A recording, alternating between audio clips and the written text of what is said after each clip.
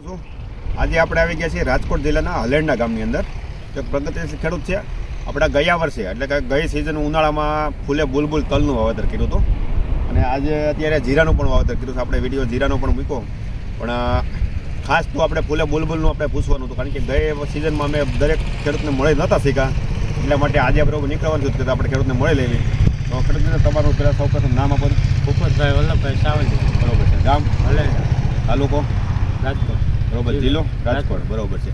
તો તમે ઉનાળે કે ફૂલે બુલબુલ તલનું પણ વાવેતર કર્યું હતું અને અત્યારે અમારે ફૂલે રીમઝીમનું પણ વાવેતર કર્યું છે.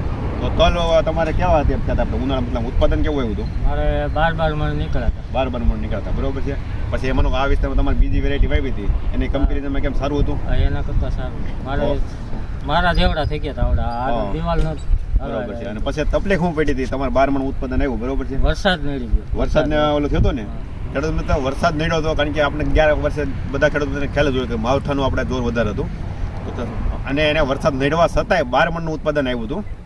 તો તમે ખેડૂત મિત્રને ભલામણ કરો કે ભાઈ આ હકીકત બિયારણ હોવાય એમ. તો ખેડૂત મિત્ર ફૂલે આપણે બુલબુલ તલનું વાવેતર કોઈ પણ ખેડૂત મિત્રને કરવું હોય તો તલની વેરાયટી પણ સારી છે.